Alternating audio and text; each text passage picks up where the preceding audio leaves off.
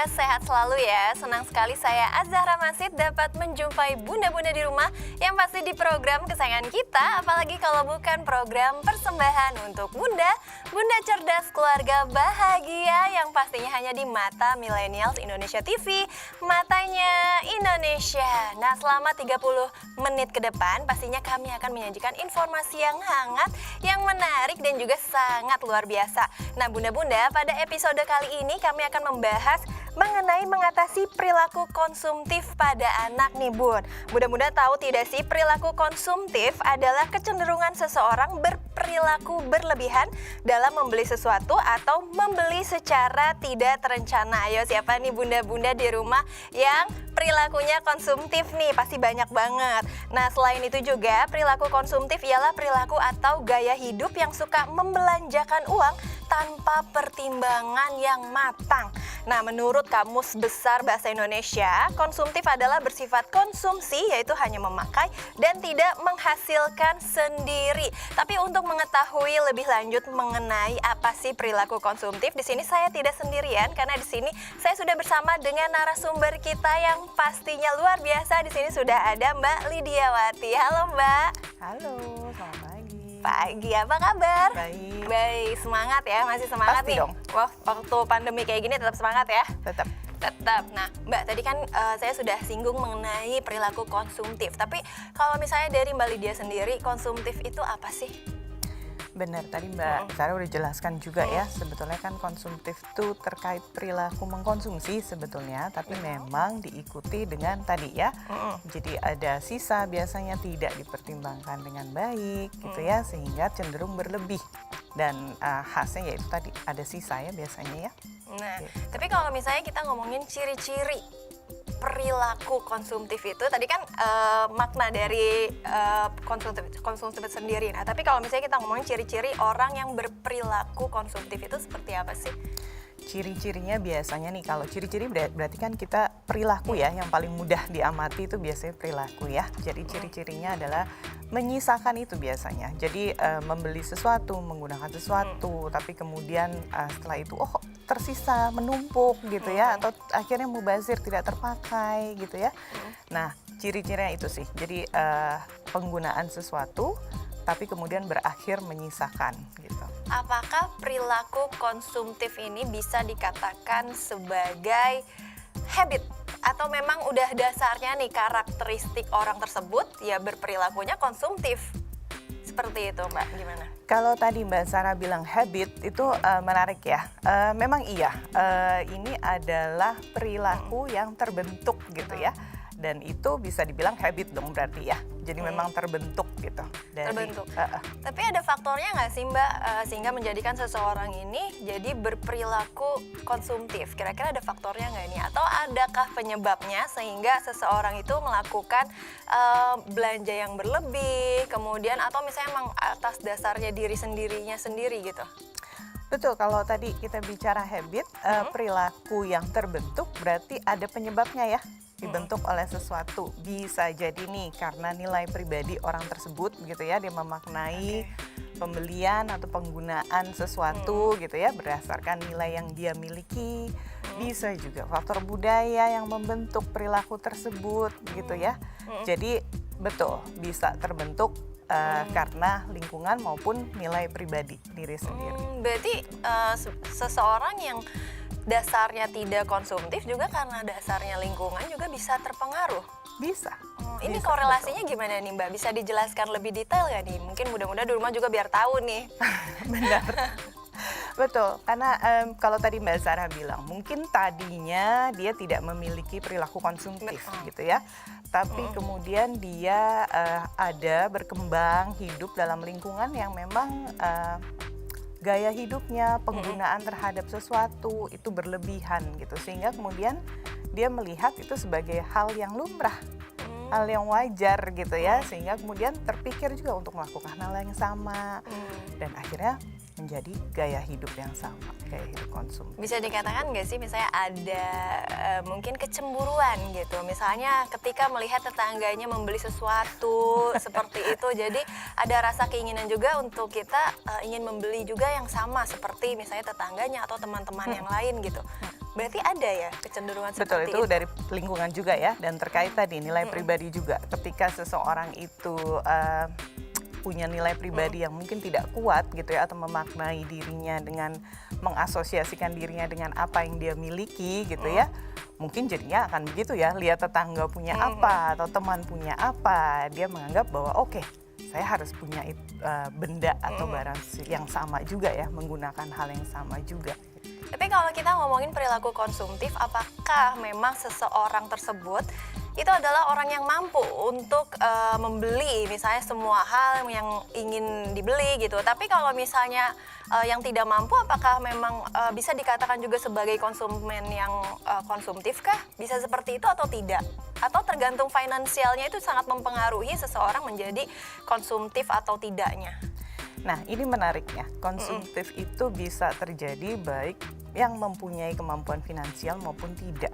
Karena kita bicara keinginan ya, keinginan untuk menggunakan uang itu bagaimana gitu ya. Betul. Kita bicara contohnya uang di sini ya, belanja gitu. Jadi kalaupun uangnya tidak ada pun gitu ya, tapi keinginannya ada, dan keinginan itu lebih besar daripada kemampuan mengatur keuangan, mengendalikan keinginan tersebut, akhirnya tetap ada penggunaan atau pembelian yang terjadi ya. Jadinya. Berarti maupun misalnya bisa dikatakan tidak mampu atau mampunya seseorang itu yang dilihat adalah keinginannya. Betul. Seberapa besar ia ingin membelanjakan sesuatu. Betul. Atau seberapa besar ia ingin memenuhi kebutuhan hidupnya yang secara berlebihan, itu bisa dikatakan sebagai perilaku yang konsumtif ya. Betul. Kalau berlebih ya, kalau tadi Mbak Zahra bilang kebutuhan, berbeda lagi ya. Sesuatu yang memang mau tidak mau memang butuh. Tapi ketika bicara ingin, itu udah bicara emosi ya. Betul. Udah bicara keinginan, rasa ingin gitu. Nah, mungkin bunda-bunda di rumah juga pengen tahu nih seberapa konsumtif ya bunda-bunda di rumah itu seperti apa. Karena kan kita kalau misalnya ngomongin konsumtif, pada dasarnya semua masyarakat di Indonesia, baik saya juga, mungkin ada perilaku konsumtif seperti itu. Nah, ini cara ngebedainnya konsumen yang biasa seperti apa, kemudian yang pada dasarnya sifatnya konsumtif seperti apa. Mungkin bunda-bunda di rumah juga masih belum tahu nih apakah mungkin bunda-bunda ini adalah termasuk kategori yang perilaku konsumtif atau bukan nih. Kan seperti itu ya, karena kan masing-masing semua masyarakat, mungkin Mbak Lydia juga, saya juga, itu kan mempunyai keinginan yang sangat besar dan bahkan pasti membeli barang juga nih. Nah, itu bagaimana membedakan antara perilaku yang memang konsumen biasa dengan konsumen yang perilakunya konsumtif seperti itu? Kuncinya yang tadi nih, kalau konsumen biasa itu kan menggunakan berdasarkan apa yang dia butuhkan ya. Jadi dia belanja atau membeli atau menggunakan sesuatu ketika dia memang butuh. Tapi konsumtif ketika dia sebetulnya tidak butuh, itu kebutuhan yang sebetulnya bisa ditunda atau sebetulnya bisa dialihkan ke bentuk yang lain gitu ya. Tapi tetap secara berkala gitu, tetap dibeli, tetap membelanjakan gitu ya. Nah, jadi perilakunya bedanya di situ. Kalau konsumen hanya mengambil, hanya membeli ketika memang butuh. Kita makan hanya ketika kita lapar gitu ya. Tapi kalau konsumtif, lapar tidak lapar, aku ingin membeli makanan itu gitu. Mungkin bisa dikatakan cuci mata kali ya, atau lapar mata gitu. Ya. Jadi kan terkadang Salah mungkin satunya, bunda-bunda di rumah betul. juga misalnya targetnya nih belanjakan uang misalnya 200.000 udah dirinci gitu ya, misalnya mau beli sayur, mau beli telur, tapi ketika udah ada di supermarket besar tiba-tiba beli ini itu. Nah, itu udah masuk ke kategori perilaku yang konsumtif, Mbak. Sebetulnya ya. Wah, saya juga berarti termasuk nih. Saya juga kok kadang-kadang. Nah, itu bagaimana cara menyiasatinya nih? Karena kan berarti kan mungkin banyak orang dan juga bunda-bunda di rumah juga masih belum sadar nih akan perilaku konsumtif seperti itu ya. Maksudnya yang memang mereka tidak membutuhkan tapi mereka beli, dan itu kan sebenarnya dengan sadar mereka membeli walaupun misalnya rencananya tadinya mau beli apa, tiba-tiba yang tadinya targetnya 200.000 mungkin jadi 500.000 seperti itu. 2 kali lipat ya. Nah, itu gimana nih Mbak cara menyiasatinya? Nah, tadi sebenarnya Mbak Sarah udah sebutkan tuh, kalau tadi Mbak Sarah bilang dengan sadar gitu ya. Nah, ketika kita kasih contoh yang tadi Mbak Sarah bilang, kita lagi belanja gitu, supermarket atau department store gitu ya. Nah, ketika kita membelanjakan sesuatu, terus kita melihat sesuatu yang lain, itu sebetulnya kita lakukan belum tentu dengan sadar ya. Jadi kita melihat, tapi kita belum sempat untuk mengolah kembali nih, mikir nih saya perlu nggak nih. Tapi kok kelihatannya menarik ya gitu ya. Berarti baru sadar akan membelinya aja seperti itu, tapi belum keinginan ya. sadar untuk Sadar mengolahnya ingin, atau betul. mengendalikan dirinya untuk apakah barang tersebut penting tidak nih untuk dibeli seperti itu ya. Apalagi kalau belanjanya tuh dalam kurun waktu tertentu ya. Maksudnya memang kita punya waktu luang yang mungkin banyak dan kita memang tujuannya kan kadang kan ibu-ibu begitu ya, Iya, jalan betul. ke supermarket itu untuk me time juga gitu ya. Jadi ya udah nih strolling gitu, jalan-jalan. Nah akhirnya muncul lah gitu, oh ini kayaknya enak juga nih, oh ini kayaknya perlu juga nih kalau punya ini gitu ya. Tapi akhirnya tidak dikelola dengan tepat. Makanya kan ada baiknya juga kita tuh pergi berbelanja tuh memang dengan ya sudah fokus dengan tujuan yang kita mau beli itu apa sih gitu.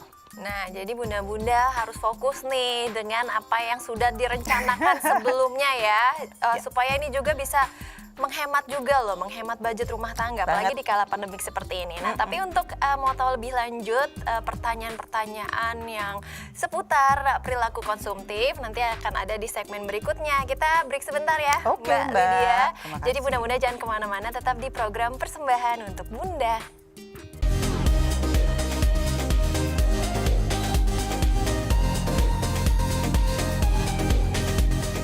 Terima kasih Anda masih menyaksikan persembahan untuk Bunda dan masih bersama saya Zahra Masid dan juga Lidiawati.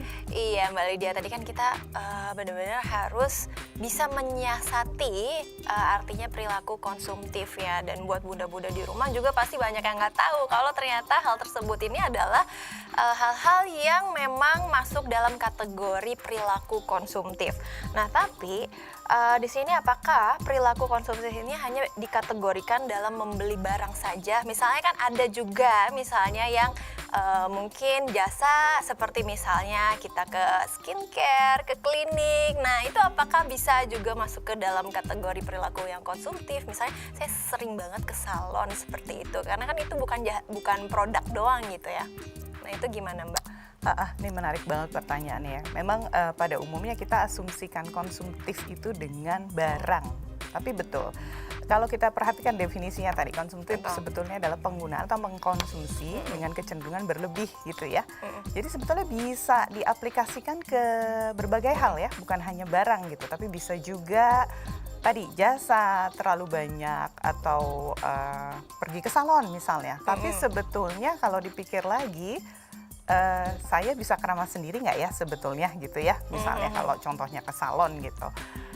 Tapi kalau misalnya itu jadi rutinitas gitu yang setiap berapa hari sekali atau bahkan setiap hari di luar perlu atau tidak kita keramas di salon. Nah kembali lagi apakah itu ingin atau itu perlu gitu. Karena kalau perlu, apakah betul kita perlu keramas di salon setiap hari gitu ya? Nah itu, jadi bisa bukan barang, bisa jasa, bisa juga lebih luas lagi. Misalnya konsumtif fasilitas, penggunaan listrik, penggunaan misalnya terus-menerus menggunakan AC gitu ya di luar bawah termasuk gadget itu. juga mungkin dia masuk. Betul, betul. Jadi luas sekali luas ya sekali artinya. ya, maksudnya universal sekali Betul. untuk perilaku konsumtif tersebut.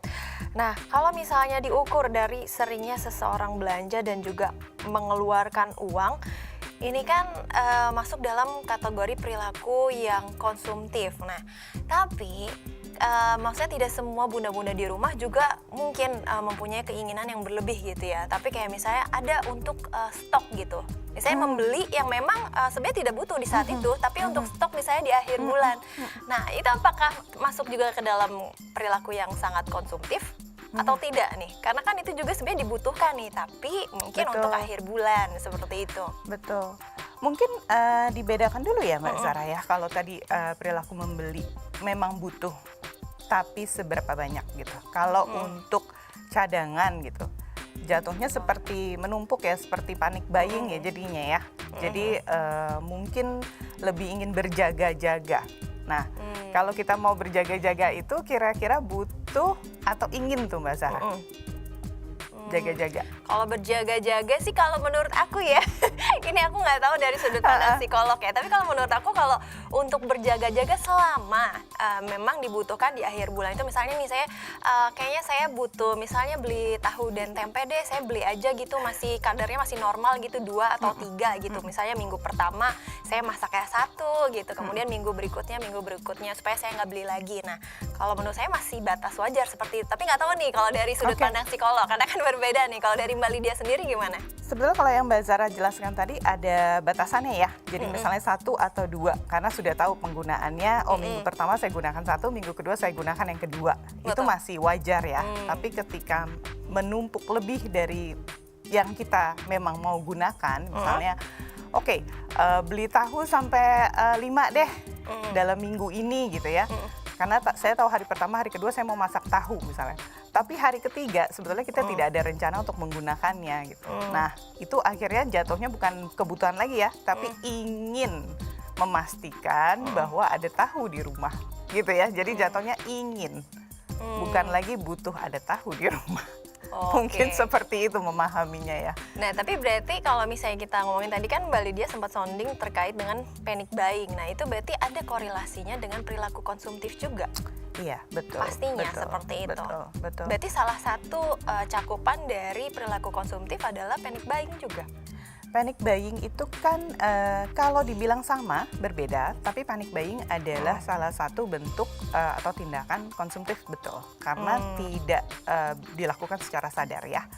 Kalau kita ngomong panic buying, berarti ada unsur panik, ada unsur emosi di situ.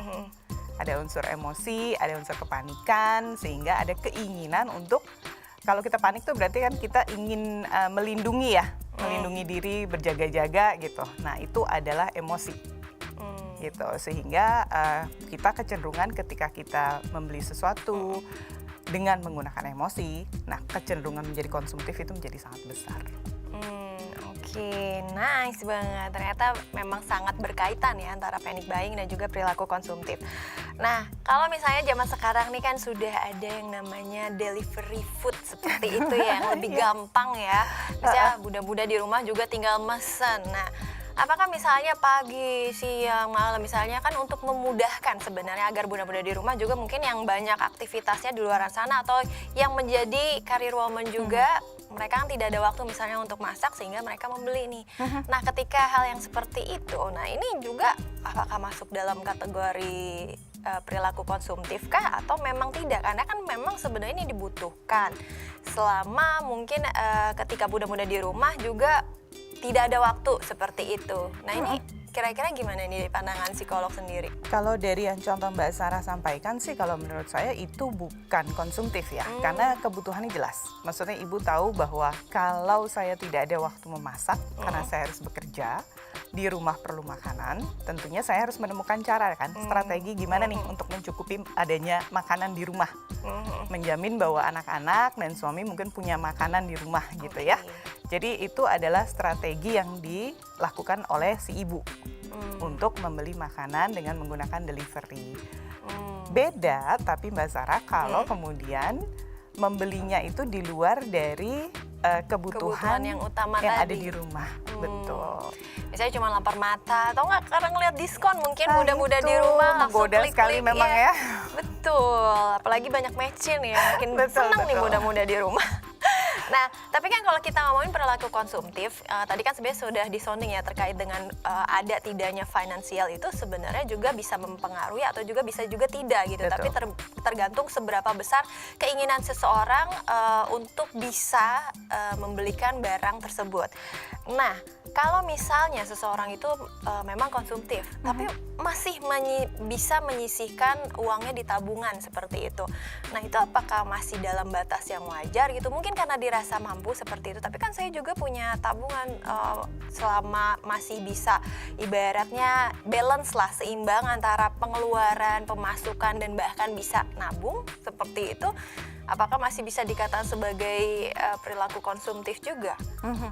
Ini berarti kita bicara tentang seseorang dengan daya beli yang baik gitu ya. Iya, daya beli yang gitu sangat ya. baik Daya beli yang gitu. sangat Karena baik. kan tadi kan perilaku konsumtif ya keinginan yang sangat besar, kemudian dia juga membeli sesuatu yang tidak terduga seperti itu. Nah, tapi kalau misalnya memang dia bisa menyiasati keuangannya dengan bijak, ada misalnya untuk pengeluarannya dengan baik, kemudian juga untuk tabungannya juga dengan baik. Nah, itu bagaimana nih pandangannya? Kalau kita bicara konsumtif, patokannya bukan apakah kita bisa menyiasati dengan baik atau tidak sih, tapi apakah ketika kita menggunakan barang atau jasa tersebut gitu ya, itu terpakai dengan optimal atau tidak gitu.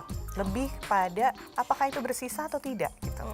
Ketika kita punya daya beli yang sangat tinggi, kemudian kita mau beli tas 10 satu bulan gitu ya, tapi masih cukup semua kok, semuanya bisa. Nabung masih jalan, pengeluaran keluarga juga oke gitu ya. Tetapi yang harus ditanyakan adalah apakah kita memang butuh tas 10 ini dalam satu bulan gitu. Apakah ini akan seberapa, daya gunanya seberapa nih? Karena kalau tidak kita gunakan tentunya dia akan menumpuk. Dan menumpuk artinya adalah waste ya.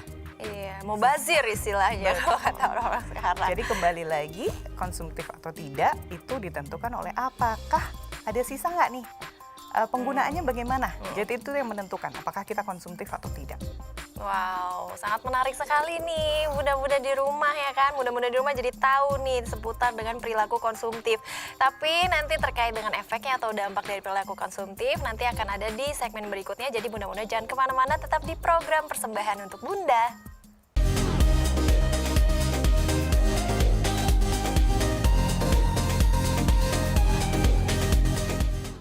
Terima kasih Anda masih setia untuk menyaksikan program persembahan untuk Bunda dan masih bersama saya Zara Masid dan juga Dengan Widya. Iya, Mbak Tani kan sempat disinggung terkait dengan apa sih sebenarnya efeknya atau dampaknya bagi khususnya perilaku-perilaku konsumtif seperti ini. Gimana tuh, Mbak? Kalau kita bicara dampak, tadi kan kita sudah bahas ya Mbak Zara ya, perilaku konsumtif ini bukan hanya pada barang, tapi juga fasilitas. Betul. Nah, artinya bisa juga pada penggunaan waktu misalnya. Jadi efeknya kemana? Bisa panjang kemana-mana efeknya. Bisa jadi kalau barang akan menumpuk, mubazir, tidak dipergunakan. Kalau itu adalah fasilitas misalnya listrik, misalnya AC gitu ya. Nah, tentunya akan efeknya apa? Tagihan listrik membengkak. Tagihan keluarga membengkak gitu ya, pengeluaran keluarga bertambah. Kalau itu adalah konsumtif dalam hal waktu, penggunaan gadget misalnya, atau menonton drama Korea misalnya gitu ya, akibatnya apa? Bisa jadi penumpukan pekerjaan ya. Jadinya ada tugas-tugas atau kewajiban yang tidak dapat dilaksanakan atau dikerjakan dengan baik gitu. Jadi efeknya bisa kemana-mana sekali. Dan bahkan bisa tidak fokus juga ya seperti itu. Betul. Ternyata banyak banget loh dan ini penting banget ya untuk efeknya kemana-mana ya. menyiasati dari yang namanya perilaku konsumtif ya bunda-bunda. Tapi kalau misalnya kita ngomongin ini kan dari segi orang dewasa nih mungkin udah tahu nih perilaku konsumtif. Mungkin buat bunda-bunda di rumah yang punya anak yang masih belum tahu apa itu perilaku konsumtif, ini kan anak-anak ini bisa cenderung menimbulkan perilaku konsumtif karena kan mereka kan banyak keinginannya yang pertama dan khususnya kebutuhannya ingin dipenuhi. Nah, itu apa sih faktor yang mendukung misalnya anak-anak ini menjadi banyak kemauannya atau banyak keinginannya dan juga keinginannya itu harus dipenuhi oleh orang tua dan juga untuk bunda-bunda di rumah. Itu gimana nih, Mbak? Iya, ini juga sering sekali terjadi ya, Mbak Zara ya, dan ibu-ibu di rumah. Itu memang kalau kita bicara anak-anak, kita bicara keinginan, sebetulnya wajar ya. Usia anak-anak memang usia belum mampu secara optimal mengendalikan keinginan diri, inginnya banyak gitu. Tetapi bunda-bunda nih sebagai orang dewasa yang tentunya asumsinya sudah lebih matang dan mampu mengelola emosi gitu ya. Nah, disinilah kita bantu anak untuk mengendalikan keinginannya tersebut. Karena mereka belum punya kemampuan nih yang optimal untuk mengendalikan keinginan gitu. Nah, disinilah peran bunda-bunda nih untuk membantu anak-anak mengendalikan rasa ingin tersebut yang mungkin belum bisa dikendalikan dengan baik. Dan keinginan itu munculnya bisa dari mana-mana ya. Bisa dari melihat teman misalnya menggunakan sesuatu atau memakan sesuatu misalnya gitu, sesederhana itu keinginan itu sudah terbersit. Gitu. Atau bahkan mencontoh orang tuanya nih, karena orang tua juga kan di rumah sebagai role model bagi anak-anaknya nih. Iya, betul. Jadi Bisa orang tua banget. harus gesit dan juga sigap nih untuk mengawasi dan juga mengontrol anaknya sedini mungkin. Nah, sebenarnya kalau misalnya anak ini diajarkan sedari kecil gitu, membatasi diri untuk mengontrol emosinya dan juga tidak banyak maksudnya kebutuhannya yang dipenuhi misalnya. Nah, itu kira-kira apa sih misalnya efeknya untuk anaknya nanti besarnya itu, kira-kira apakah nanti anak ini jadi bisa membatasi keinginannya kah atau seperti apa, Mbak? Kalau kita bicara memenuhi kebutuhan anak, kembali lagi harus kita bedakan ya bunda-bunda, itu kebutuhan anak butuh atau anak ingin. Mungkin kuncinya itu. Ketika kita ingin memenuhi keinginan anak, kita cek dulu, ini anak saya memang butuh atau anak saya hanya ingin, gitu ya. Kalau memang itu kebutuhan, tentu itu sangat penting dan itu memang sangat penting untuk perkembangan anak ya, perkembangan bahwa kebutuhannya itu dipenuhi dengan baik oleh keluarga gitu. Tetapi ketika lebih dari apa yang dia butuhkan, tentu itu jadi ingin ya, anak saya ingin sesuatu. Nah, kalau kita sebagai orang tua kemudian terus memberikan apa yang dia inginkan, efeknya adalah tentu pengendalian diri si anak untuk mengendalikan bahwa aku bisa yang ingin aku dapatkan harus aku dapatkan. Nah, efeknya bisa ke situ ya jadinya ya. Jadi bisa timbul ego yang lain ya, Betul, misalnya karena egoisme terbiasa terhadap mendapatkan memang yang dia inginkan. Nah, jadi orang tua perlu mengontrol nih, perlu sangat Betul, mengawasi anak-anaknya di rumah. Nah, berdasarkan artikel yang aku juga baca nih ya Mbak, penduduk Indonesia ini menjadi salah satu penduduk yang konsumtif yang cukup sulit untuk diubah. Nah, mengapa demikian? Dan sebaliknya malahan kebiasaan menabung dan gaya hidup sederhana semakin tidak populer saat ini. Nah, kalau dari kacamata Mbak Lydia ini karena kenapa? Dan akhirnya juga misalnya menabung juga yang tadinya memang menabung kan untuk investasi jangka panjang juga jadi tidak populer. Nah, itu bisa dijelaskan lebih detail tidak, Mbak? Betul, ini kelihatan sekali ya memang ya sekarang nih kok justru gaya hidup menabung sederhana justru sulit sekali atau menantang ya buat anak-anak kita gitu. Itu sebetulnya karena budaya sih, bunda-bunda. Jadi Mbak Zara, budaya itu memang sangat menentukan sekali apakah kita kemudian berperilaku konsumtif atau tidak. Nah, Indonesia ini bisa dibilang budaya kolektivitasmenya tuh masih tinggi ya. Jadi sama-sama gitu.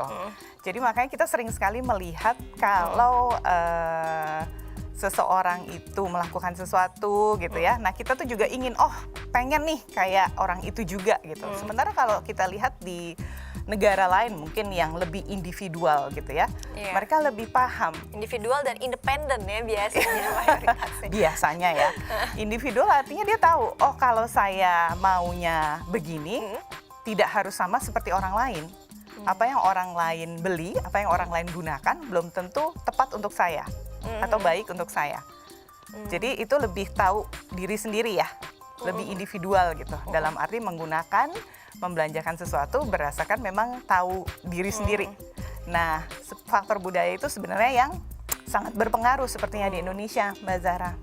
Nah, supaya misalnya kita bisa ibaratnya meng-cut lah istilahnya budaya yang seperti itu kan berarti kan sangat tidak baik. Karena kan kalau ngelihat anak-anak zaman sekarang juga misalnya terkadang gengsian, terkadang tidak enak misalnya kalau teman-teman yang lainnya satu hari kita nongskiu gitu kan, dimana kita hangout bareng gitu. Nah, terus yang lain beli apa, akhirnya yang tadinya misalnya untuk tabungan gitu akhirnya kita keluarkan misalnya di saat itu juga untuk bareng-bareng misalnya bersama dengan teman-teman, have fun lah. Nah, seperti itu. Ini kan sebenarnya adalah tadi kan faktor budaya. Nah, untuk menyiasatinya atau misalnya mengangkat adanya budaya yang seperti itu supaya kita tidak terbawa-bawa nih seperti itu. Nah, itu gimana? Ada saran tidak sih dari Mbak Lydia sendiri? Ada nih Bunda, jadi untuk perilaku konsumtif ini sebetulnya yang mempengaruhi itu ada dua. Jadi faktor keluarga dan faktor non keluarga. Faktor budaya tadi non keluarga tentunya ya. Jadi lingkungan, peer gitu ya, teman bermain gitu ya, seperti yang Mbak Zahra bilang tadi. Tapi yang justru perannya besar juga nih keluarga. Jadi artinya bunda-bunda punya peran yang besar sekali nih untuk membantu anak mengendalikan sisi konsumtifnya tadi. Tapi caranya bagaimana? Itu caranya tentu dengan komunikasi. Komunikasi ini bukan sekedar komunikasi biasa ya, cuma diobrolin gitu. Tapi komunikasi yang memang ada intensinya, niatnya memang mengajarkan anak nih untuk mengendalikan sikap penggunaan atau penggunaan fasilitas atau barang gitu ya. Jadi secara intensi memang mau mengajarkan anak gitu. Dan komunikasinya harus dilakukan secara konsisten. Artinya tidak bisa kita hanya ingatkan sekali kemudian kita berharap anak sudah paham. Jadi komunikasi terbuka itu memang perlu dilakukan secara sengaja. Jadi bukan kita satu kejadian kemudian kita baru membicarakan hal itu. Tapi secara sengaja kita membentuk atau menyediakan waktu untuk membicarakan hal ini dengan anak gitu. Penggunaan barang itu bagaimana, penggunaan fasilitas di rumah itu seperti apa gitu. Nah ini harus direncanakan, disengajakan gitu, diniatkan gitu ya. Bahwa memang mau membicarakan ini nih dengan anak gitu. Berarti yang paling penting kan adalah peran dari orang tua dan bahkan bunda-bundanya di rumah ya, untuk memberikan edukasi dan bahkan ini sedini mungkin untuk membatasi penggunaan akan suatu barang atau misalnya untuk membatasi segala keinginan yang semuanya tidak harus melulu dipenuhi seperti itu ya Bun ya. Tapi ternyata Mbak Lydia kita nggak kerasa ya banyak informasi yang sangat menarik hari ini, tapi sudah 30 menit akhirnya sudah di penghujung acara nih Mbak Lydia. Iya, nggak apa-apa ya. Nggak apa-apa. Kita bertemu lagi nanti. Nah, jadi buat bunda-bunda di rumah, jadi harus ingat ya, bunda-bunda juga di rumah harus bisa mengontrol diri karena memang bunda-bunda di rumah juga adalah role model yang utama atau yang pertama bagi para anak-anak nih. Dan pokoknya jangan lupa untuk saksikan terus persembahan untuk bunda di episode lainnya, nggak kalah menarik daripada episode hari ini. Dan saya Azahra Masid bersama dengan Lydia Wati. kami pamit undur diri. Bye-bye.